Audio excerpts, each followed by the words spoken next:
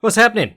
It's your boy, your old mucker, Jack Slack. Fights Gone By Podcast, episode 120. Popping in for a quick informal one this week. We're going to do a second one later in the week, talking about the massive fucking event that's coming up this weekend. Not Jones versus Smith, but the rest of that card's pretty good. And is there a Bellator going on this weekend? No, just Cage Warriors and one. But yeah, no, that Jones versus Smith card is a solid. Woody versus Usman, Lawler versus Askren, Garbrandt versus Munoz, Stevens versus Zabit, Serkinov versus Johnny Walker. Johnny Walker stepped in on short notice. I don't think we covered that in the news. No, he only fought 3 weeks ago, but he keeps coming out completely untouched. So they put him back in to replace whoever was supposed to fight Serkinov. Was that Ovin St. Preux? Diego Sanchez versus Mickey Gall. Oh, Alejandro Perez versus Cody Stamen. That's good. And Marlon Vera versus Frankie Saenz. Yeah, that's a solid card any way you cut it. But let's focus on the now and what happened over last weekend. News-wise, Mackenzie Dern is preggo. Someone sent me a photo being like, she looking thick. She's going to have to do some serious work to cut the weight that she never actually cut originally to begin with. And then it turned out that she announced that she was pregnant in the same series of photos. So good for her. Good for her. Don't make a joke about this because people will get confused and upset at you. Someone was mad at me because I said getting excuses in for the weight cut, for the failed weight cut early. Someone was like, she has the greatest thing that could ever happen to a woman happen to her and you're dissing her, Jack? And I was like, slow your roll, mate. Firstly, it's not my baby, so rule out the greatest thing that could ever happen to a woman. And also, no, I was just being facetious. Good on her. She's always seemed a little bit half-assed in fighting anyway. I would not be surprised if she doesn't really come back or never really puts on a serious comeback. Maybe she takes a fight or two when the kid's 2 or 3 years old. But then some people can turn around after having a baby so fast. It was either Miyu or Seiko Yamamoto. What a world championship in wrestling. The same calendar year that they gave birth. It was absolutely insane. And Beyonce got back on things immediately after giving birth. If you believe that she was actually pregnant and Solange wasn't the surrogate. Yep, we're a conspiracy theory podcast now. What else is happening? Firstly, the UFC is going to St. Petersburg. Fun on the bun. They were teasing the Russia. Have they done? I think they did a Russia event, did they? I can't remember because UFC Russia was all the talk leading up to Khabib versus McGregor. And then, of course, just like UFC Dublin, UFC Croke Park never actually happened. You do a smaller event in the location with some of the teammates of the massive star who still fights on US time. Mind you, I'm working on the most recent round of rewrites for Notorious at the moment, and I'm doing all the lead up to the McGregor-Nurmagomedov fight. It's so boring. It's so boring to read about. So that's my challenge, making that interesting, making all the will they, won't they interesting. But yeah, St. Petersburg, good card. Firstly, I was going to say it when we got into the recaps from this card, but I was actually really feeling it used to be good fun to make fun of people who were like, the Russians are going to take over the UFC, mate. And they haven't really taken over the UFC, but there were a lot of interesting Russian fighters on, greater Russian area fighters, fighting on, Eurasian? I don't know.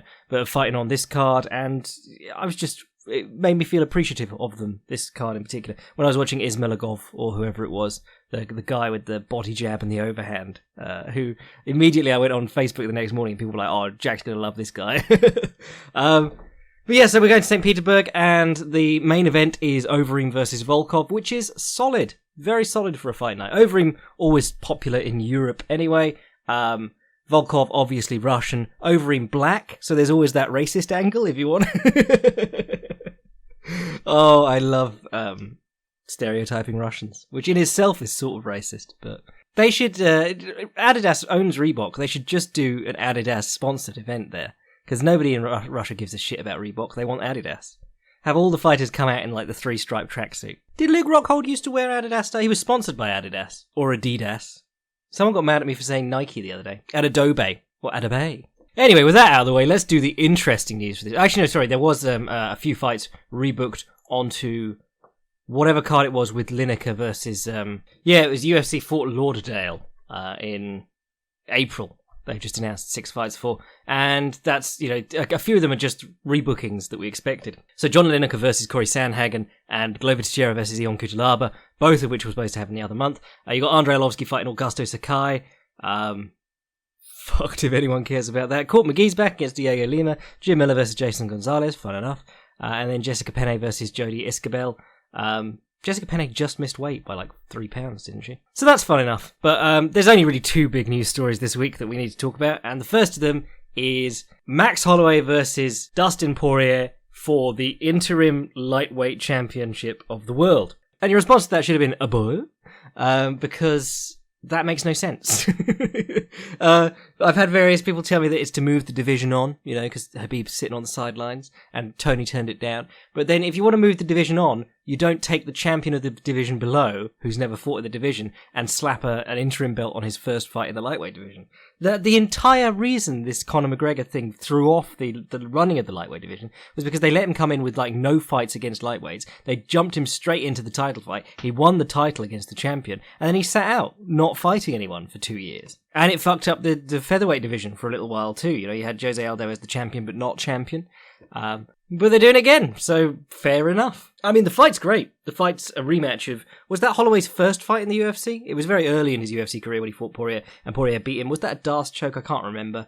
But, they've sort of been moving on parallel paths for a little while. It's one of those ones that people, unless you really follow the sport quite closely, you wouldn't know that they'd fought, even if you knew who Dustin Poirier and Max Holloway are. It was so long ago. Problem is that there's about 5 dudes I'd give title shots in the lightweight division ahead of Max Holloway. There are dudes coming up at featherweight I would want to see Max Holloway fight. And if Max Holloway wins the interim belt, he's not assured jack shit. If Conor McGregor beats whoever they're matching him up against, do you think they're not going to immediately put him back in the title picture? If he wants it. If Conor McGregor does nothing in the meantime, and 2 people he's already beaten fight for the interim belt, and he wants to fight them afterwards, do you think they're going to pass up that McGregor versus Poirier or Holloway fight, which he has a good chance of winning, and setting up, putting an interim belt on him and setting up another Khabib fight, instead of just having the winner of Holloway versus Poirier fight Khabib, which is what should happen with an interim belt. But, as Tony Ferguson found out, doesn't always happen that way. I mean, Tony Ferguson's is a little bit more complicated because he got injured, the fight was booked, but he was the interim champion. He had done everything for the title shot, and he's still sitting on the sideline with the thumb up his arse because he should have fought Khabib by now. They should have booked it again by now. Word is he turned this fight down because he wasn't happy with the offer, which is fair enough. Probably wants more money, but he's in this ridiculous position where he has to keep beating more and more fighters in the upper end of the toughest division in the world, while Khabib takes the year off, sits out his suspension or whatever it is. Conor McGregor does nothing. Tony's the workhorse of this division. Anyway, moving on to the most important piece of news of the week. Oh, Paul Felder, his lung collapsed, and now it's better, but that was a weird piece of news that I missed. Apparently it was a knee from James Vick in the ribs or whatever. Broke a rib and punctured a lung, or forced a rib into a lung. Pretty unusual injury, and pretty gross.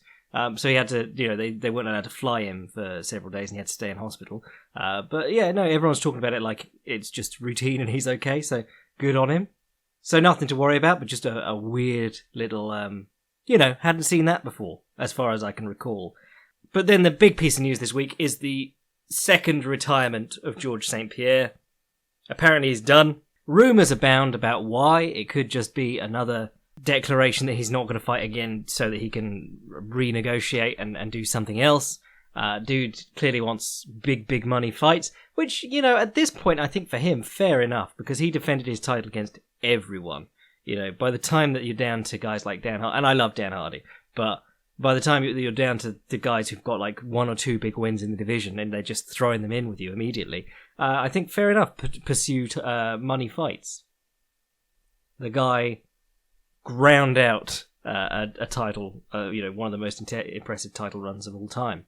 Without getting into GOAT arguments, because I think they're very, very silly. I think the thing is, GOAT arguments are silly, but if you were going to have an argument, it's very hard to not include George St. Pierre, because of how long he was on the top of his game. And, even when it was pretty clear after his, was it an ACL that he did. He had a fairly serious injury, and that's when they made that interim belt for Condit versus Diaz, in the hopes that Diaz would win, and he didn't, unless you believe he did. But after that point, GSP got a lot more hittable. You know, he took the majority of his blows absorbed in the UFC came in like the 4 or 5 fights after his injury, rather than the 10 or 12 before it. I think looking back, we remember, you know, we all go through periods of, especially when guys just keep winning, it gets a little bit boring, especially if they're not an incredible finisher. But looking back at things like his fight with Thiago Alves and stuff like that, and the one with John Fitch is a bit of a... Well, it was such a one-sided arse-kicking, that fight, that it doesn't normally count when people say that GSP was boring. But things like that and the Jake Shields fight, looking back at them, removed from the actual era where it was just GSP easily beats whoever he wants but doesn't finish them, they're a lot more entertaining to watch again. You know, we're at the point where the jab is just starting to become a mainstay in MMA. You know, people are finally realising that the jab is the bomb, and... still dudes aren't catching up on GSP. You know, his jab against Koscheck is one thing, because Koscheck was just so static and basic on the feet. But when you see him doing it to guys like Michael Bisping or Nick Diaz in the portions of that fight that were standing, you know, it really tells you something. And really, there's so much that young fighters could get from watching George St. Pierre. Just the incredible level of anticipation that he had. Missed my chance to do the Frankenfurter thing there, but I won't. But I always liken him to Frankie Edgar as another one who's got this down, where his takedowns are so effective. And you don't see a lot of guys finishing takedowns out in the open. You know, GSP, Frankie Edgar, a lot of the best wrestlers do so along the cage, with the exception of guys who are like super elite, like Daniel Cormier, Yoel Romero and people like that. But George St. Pierre wasn't a super elite wrestler. Frankie Edgar is certainly not up there at Cormier levels of wrestling. But they finish these shots out in the open because they're so good at anticipating when their opponent is in a firefight with them. They managed to convince these people that, yeah, we're throwing hands now, you better start throwing back. And then the moment that they do, they go, whoops, we're actually wrestling, and then you're just being taken down, bundled over your legs onto the mat. And he did it to dudes over and over and over again who knew that that's what he was going to do. That's how good he was at anticipating when he could get his opponent's mind off the shot. The fight with Alvarez is a fantastic example, because Alvarez knew that he was going to have to defend the shot for his life. You know, he was so experienced as a striker and so powerful in those days, when he had the massive pecs. You know, back then, he knew that he only had to do one thing: stop the takedown, stop the takedown, stop the takedown. You could probably just eat the jab if you want. And still, he takes the jab, and he's like, oh, we're fucking swinging now, and then he's on his back. Amazing top player, guard passer, good on the bottom. You know, he didn't spend a lot of time on the bottom, but in the old TLC days, he was hitting, like, flower sweeps to get on top of people. But when Johnny Hendricks got him on his back, he just hit a beautiful little Marcelo-style 2-on-1 across the body, and then kicked out and stood up off it. In fact, the Johnny Hendricks fight is such a good example, because Johnny Hendricks took away the jab a lot of the time very well. Guys who could put their lead hand on George's lead hand and just make it a non-factor were really troublesome for him. But the Hendricks fight is such a great example, because within 15 seconds of that fight, he's hit, or he's thrown at Johnny Hendricks. Johnny Hendricks is thrown back as hard as he can, and GSP has already taken down this incredibly accomplished wrestler within 15 seconds. Absolutely incredible what he was able to do, with almost no background in wrestling before he went into MMA, of course. That's not to say that he wasn't, you know, a freakish athlete. If you hear Faraz Zahabi talk about him whenever, you know, he says that they barely had to work on conditioning and things like that. And you're like, Jesus Christ, this dude's doing 25 minutes and doesn't really do much conditioning compared to your other fighters. But yeah, fascinating, in love with gymnastics and things like that. But you really saw his physicality back in the old days of, like, TLC, where he's fighting these poor guys who, some of them went on to join the UFC. I think he fought Pete Spratt in TLC.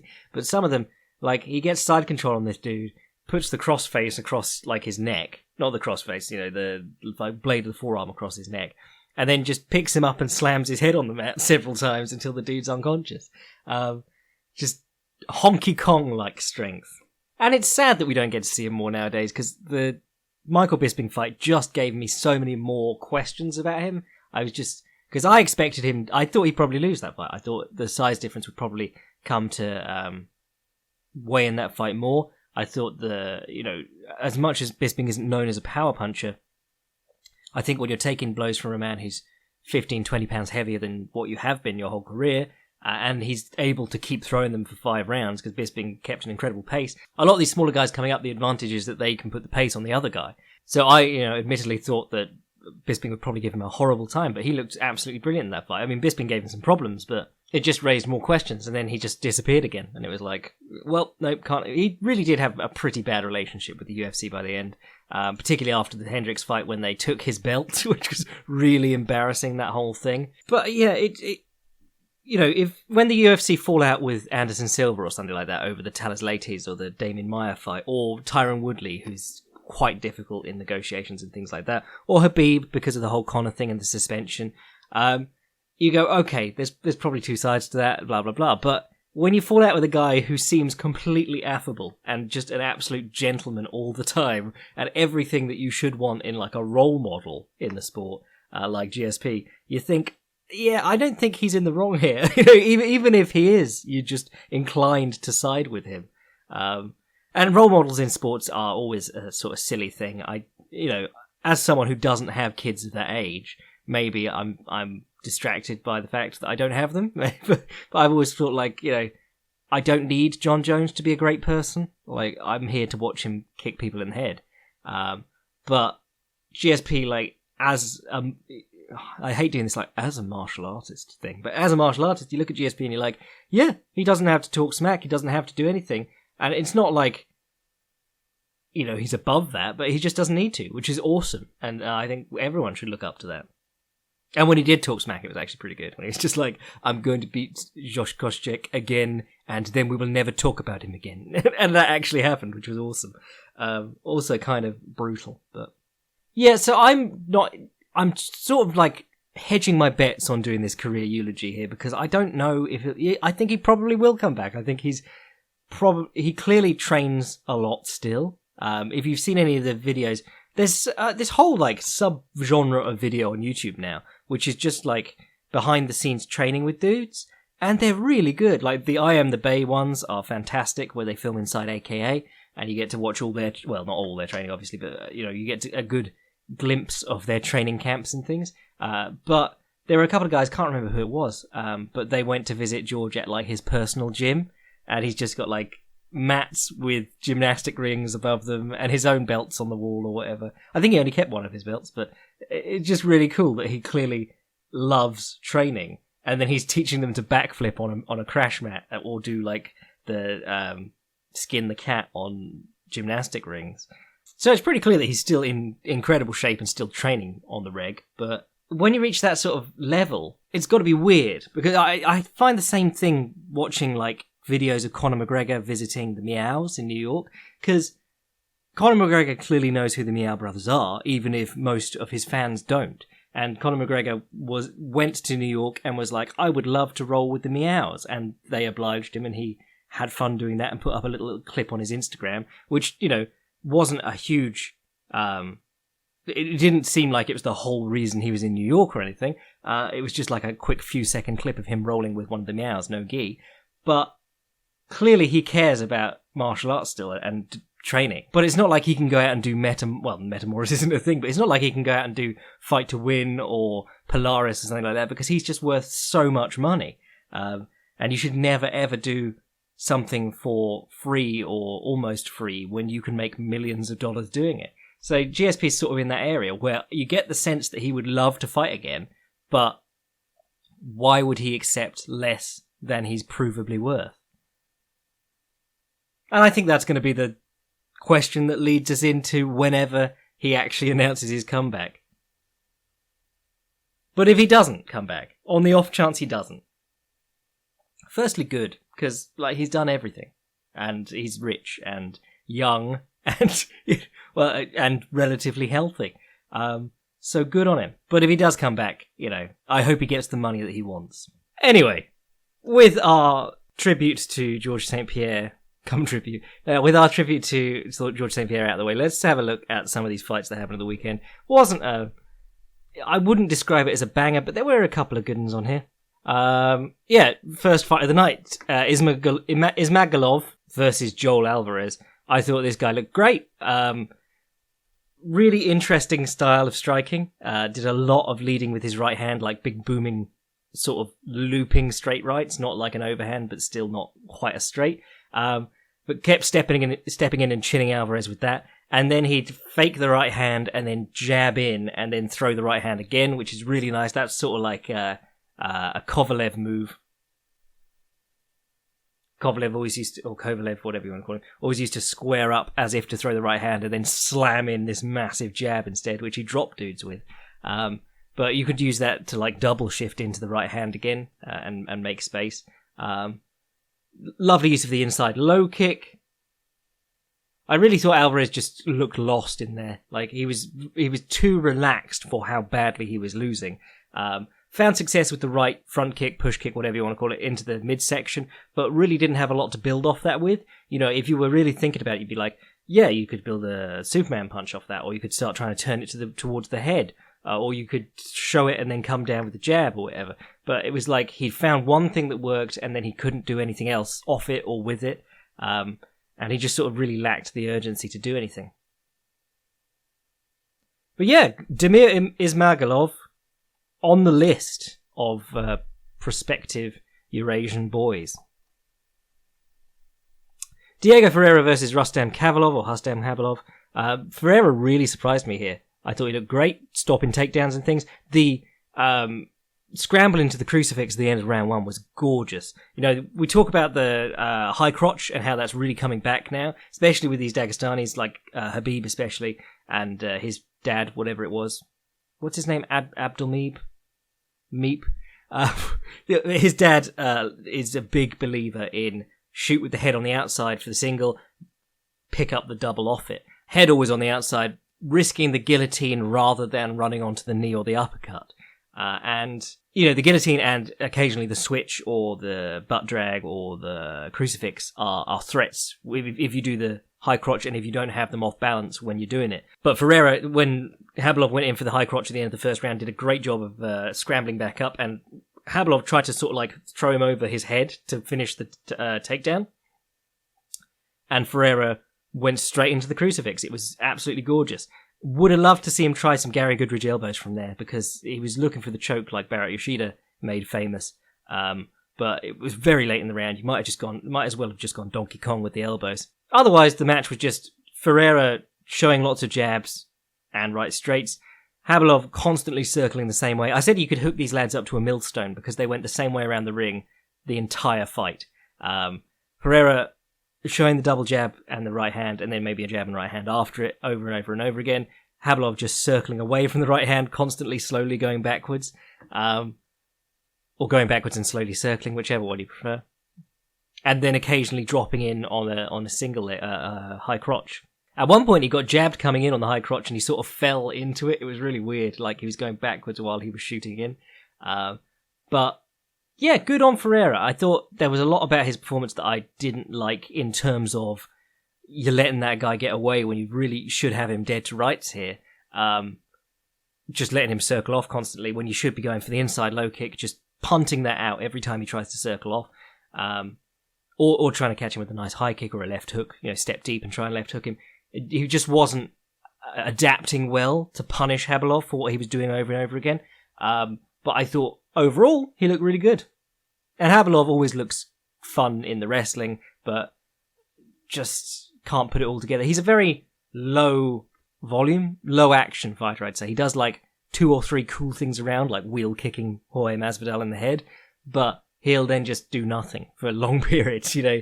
And you're like, that's the difference between you and Khabib. Khabib is all action all the time, making stuff happen, whereas you're going backwards and going, I'll pick up a takedown and maybe I can lay on him for a minute and a half and get the round in the bag. And then I'll throw a big right hand in between because, you know, if I knock him out, that's great. Ismail Nadia versus Michael, whatever, Prazeres. Prazeres is my boy. He's a fridge. He's built like the safe that they have in the offices in Dishonored. He's just an absolute unit. But he was on was it a 9-fight win streak or something like that? He had a very good streak of wins, including guys like Mads Burnell, Zach Cummings, Gilbert Burns even by decision, which is very impressive when you consider that Prazeres' entire thing is grappling, and Gilbert Burns is one of the far better accomplished grapplers in the UFC. So this is his first loss since Kevin Lee back in 2015. That's really something. But yeah, this lad, Ismail Nordiev, came in apparently short notice. Decently accomplished wrestler on the national level, not like international, but really looked good striking too. And Prazeres muscled him to the ground early on, but it became apparent that Nordiev was firstly very, very strong, very, very skilled as a wrestler, and had a pretty good conditioning compared to Prazeres, who is just... he's a blanket basically. He relies a lot on his strength, and he's not the kind of guy who's built to go the distance. Kind of like Palhares. You're looking at them going, okay, I don't want to get into Joe Rogan cliches, but that amount of muscle is going to take some energy to run for 3 rounds. Nadia, the delts on this lad, he was absolutely jacked, but he was really good fun. And there's some nice step overs when Prazeres was trying to take him down. He'd step over right into threatening the mount. The fight did slow down sort of in the second round when Nadia ended up on top. He was like, cool, I'll just chill here for a bit, which is the right time to do it. Chill on top, don't chill in the clinch or on the bottom. Didn't really get to do as much out in the open as he probably wanted to, being the longer fighter with the better kicks. Prazeres turned his head around with a left hook very early on, and he just didn't even blink. I was looking at it going, oh, I feel like he should be at least wobbled by that. So yeah, can take a shot, can grapple with one of the strongest grapplers in the division, and has a gas tank. I'm very excited for the future of Nordiev. Yeah, skipping over this. Chris Fishgold versus David Tamer. What is with the Tamers and cheating? Why are they always doing it? Gets a point deduction in the very first round. Yeah, decent fight. Chris Fishgold's been needing a win recently because he came into the UFC pretty hot off the Cage Warriors career that he had, and then he lost to Calvin Kattar by knockout in when was that? October 2018. I mean, he was, his last win was October 2017, so it's been a long time coming, this win, even though he only had 1 loss in between. He's only got 2 losses in his career, but people were really waiting for him to make good on the potential that he had. Dwight Grant versus Carlo Pedersoli just got a little bit too predictable kicking, and then got his mouthpiece knocked across the ring. Absolutely brilliant knockout. Just one that you would stick on one of those most brutal knockouts ever highlight reels. Ankalaev versus Abreu. Wasn't super impressed with this, given how hot I was on Ankalaev when he was just battering Paul Craig. But you're allowed a more pedestrian one. Petr Yan versus John Dodson. This was possibly my fight of the night. Actually, looking above it, this is my fight of the night. Petr Yan, mad respect, not only just one of the most interesting prospects in MMA right now, also got an interesting fight out of John Dodson, who has been doing everything possible to avoid that in recent years. Firstly, John Dodson with hair is just a terrible look. If I were 5'2", I'd be trying to do everything possible to not look like an Oompa Loompa. But he's got this hair, and his hairline starts on the top of his head. It's truly bizarre that someone told him to grow his fro out. And I have very limited sympathy for him when he didn't. If you grow your hair out and you don't braid it, anytime my hair's got a little bit long, if I'm rolling, it gets trapped on the floor between people's knees and stuff when they're in side control or they're passing or scrambling or whatever. If you grow your hair out and don't braid it and have it long, you can't complain that people are pulling your hair if you get pulled around in a collar tie. There was an awful lot of complaining from John Dodson in this fight, even though Petr Yan did kick him in the groin from the floor, which was hilarious. He did drop Petr Yan. Petr Yan, constant pressure, but just got caught and fell down.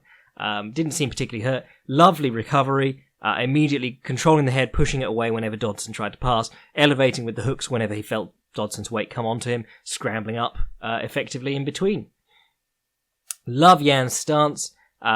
He's got firstly, high lead shoulder. He's got his hands up like a boxer, but he's always got his chin down behind his lead shoulder, which is like 1950s boxing textbook technique. And you don't see a lot of that. And we like having shoulders in front of chins because they don't flex around like gloves do. Or rather, your fist will move around if someone hits it when it's next to your chin.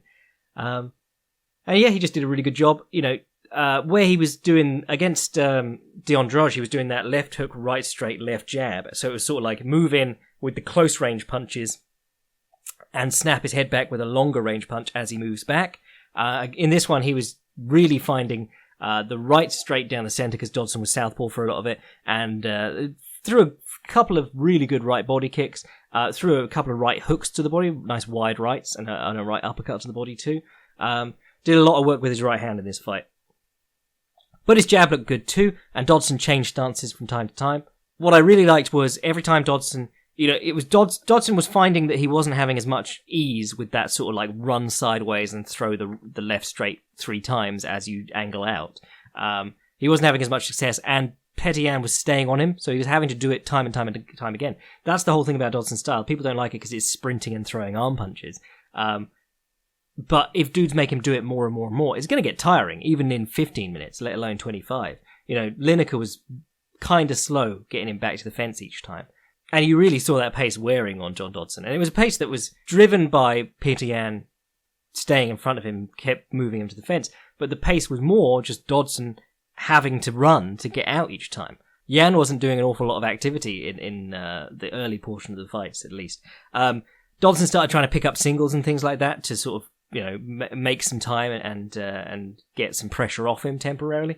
If you watch Yan's head, beautiful, always head below, post off the head, and that's, you know, good boxing technique as well as good wrestling technique. Post your head under theirs, you've got room to throw uppercuts to the body. You've also got room if you throw your hips back and you put in the bicep tie or the overhook and the overhook or the underhook. You can turn them, you know, you can turn to that nice favourable angle to throw in the knee. And Leon Edwards did it against Donald Cerrone. Someone else was doing it the other day. Can't remember who it was, but it's just the best. It's the best knee, and it's the best. It's probably the best way to deal with clinching. Head in front of theirs, hips back, bicep tie, slam in the knee from that favourable angle, right into the solar plexus if you can. And he did it several times, and it worked really well. Love this lad. I've actually not, confession, I've not seen his fights with Magomedov. They're supposed to be very good. He's 1-1 with Magomedov, and that's his sole loss in his career. Those were in Absolute Championship Burka ACB. But yeah, I'll be watching those and seeing what I think of them. Very fun fighter. Definitely a fun future prospect for someone like TJ Dillashaw. You know, if you're in this age where we say like fucking neo footwork is what I was about to say. But in this age where we're talking so much about angling and movement and things like that, I think Petian is a fantastic foil to that. I would love to see him against the TJ. You know, he might not be a strong enough all-rounder to trouble these guys, it might turn out. But if you put him in with a TJ Dillashaw, Dominic Cruz, Demetrius Johnson, whatever, you know, one of these guys who uses a lot of movement, I think it'd be really interesting to see if Yan could make them tire themselves out. I tired myself getting excited about Petian now, right? Let's move on. That was the best fight of the card. Easily. Really good fight. What else was on here? Not an awful lot of interesting stuff. Liz Carmouche versus Bear. Gian Villante got knocked out by a dude who was moving really weirdly, and every time he threw his rear hand punch, he had both hands out. It was really weird. But a body shot put Villante down. So props to Mikhail Oleksiejczyk for giving Gian Villante his most interesting fight in years. Stefan Struve versus Marcus Rogerio de Lima. Stefan Struve says in the promo footage, "If I use my long kicks..." Oh no, that's like Sean Connery. Fuck, I'm trying to do Dutch. "If I use the long kicks and the punches, it should be my fight." That is my Dutch impression, and that's the best it's going to get. Sorry, guys. And then immediately, they touch gloves. De Lima walks up to him with no resistance. And just, it wasn't even like an overhand, it was like an overarm hammer fist. It was like he was bowling a cricket ball and just knocked Struve down with the first punch. Struve didn't land a single meaningful blow in this entire fight. Spends the first round with his back to the fence, in guard, unable to get up, gets mounted, holds the body lock so that the guy can't posture up. Finally, in the second round, he's put to the fence and he does an uchimata, which if you're 7 feet tall, imagine how high that leg's going. throws the good dude over, gets on top, wins by arm triangle.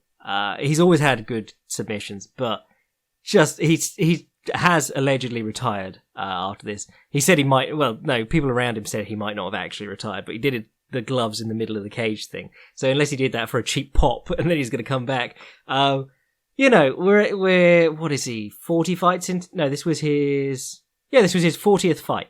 And he's never, ever learned to actually use his build. So nice that he's retiring on this one. It was a cool submission, but the fight was just peak Stefan Struve. And in the main event, Thiago Santos versus Jan Blachowicz. Lots of kicking of the lead leg. It was just so frantic. You get the sense with Thiago Santos that everything is like, I'm going to do this now, and now I'm going to run over there. Rather than like John Jones, Curtis Millender sort of picking at the lead knee, where you're just like, we're gently ferrying around the cage on our feet, and I'm just slamming that lead knee whenever I see it. Everything Thiago Santos does feels like it's a life or death decision right in the moment. It doesn't ever feel like he's coming off set base with like economy of motion. He's the opposite of a nice scientific striker for the most part, but he is fun as fuck most of the time. He was doing the side kicks to the lead leg, and then he tried to do like a Senshai cartwheel kick off that into a back fist to end the second round, which was nice. Jan Blachowicz is always not skirting the line, but switching binary between flicky jabs, like very conservative stuff, and then walking combinations with swinging uppercuts from behind him. It's bizarre to watch, and he got countered in the first round off a lead hand swinging uppercut that he lunged in after Santos with. Every time he stepped in, Santos was showing the check hook with his left hand. Finally, in the third round, Blachowicz steps in with a long rear uppercut, gets cracked with the left hook, and sent down for the finish. That's why you don't lead with long rear uppercuts unless you're Alexander Gustafsson, and even then, it's not really the right thing to do. It's not the case that Thiago Santos was like, I see he's throwing a lot of long rear uppercuts, I'm going to do this. It's just that if you throw lots of long rear uppercuts, or lead with uppercuts a lot, that's a big movement your arm's going through before it has to get back to your guard. And that side is completely exposed. Which is why it is one of the basic boxing precepts that you don't lead with a long right uppercut, and you try and keep your uppercuts tight as possible. Unless some guys make a speciality out of a long uppercut, but even then you've got to be really aware of the problems that it raises for you. Like Willie Pep would throw the long right uppercut and immediately weave out to the same side because he knew that the thing that would give him trouble would be the left hook coming back. But yeah, so Thiago Santos versus Anthony Smith 2 for the light heavyweight title after next week's upset win. Right, time-wise, I reckon that'll do us for today, and we'll do another one later in the week. If you want to support the podcast and get history episodes, sign up to the Patreon. If you want to send an email to the podcast, fightsgonepodcast@gmail.com. And if you want to see what I'm up to writing or podcast-wise at any time, fightprimer.com. I'm your boy Jack Slack. John Dodson's Klingon hairstyle bless.